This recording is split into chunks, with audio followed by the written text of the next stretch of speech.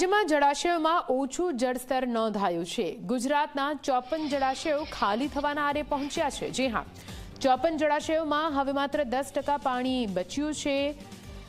રાજ્યના 6 ડેમ એકદમ તળિયા ઝાટક થઈ ચૂક્યા છે। મહેસાણાના ધરોઈ, ભાવનગરના શેત્રુંજીમાં પણ પાણીનો જથ્થો અડધો છે। રાજકોટના ભાદર, તાપીમાં, ઉકાઈમાં પણ 50%થી ઓછું પાણી વધ્યું છે।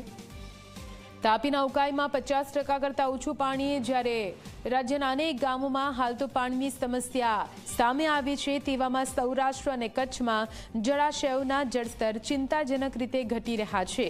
આ તરફ વહેલું ચોમાસું આવવાની શક્યતાથી થોડી ઘણી રાહત મળી છે, પરંતુ જળાશયોમાં ઓછા થતા પાણી જનતાની ચિંતા વધારી રહ્યા છે।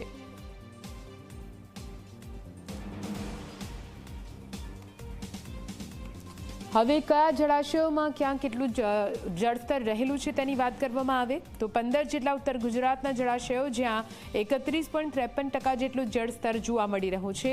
આ તરફ મધ્ય ગુજરાતમાં 17 જેટલા જળાશયો આવેલા છે, જેમાં 47.10% જેટલું એટલે કે 50% કરતાં ઓછું પાણી જોવા મળી રહ્યું છે।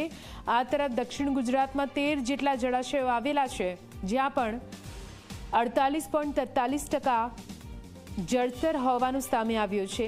આ તરફ કચ્છમાં પણ 20 જેટલા જળાશયો આવેલા છે, પણ ત્યાં પણ પાણીનું સ્તર ઘટીને 30.08% પર પહોંચી ગયું છે, જે લોકોની ચિંતા વધારી રહ્યું છે।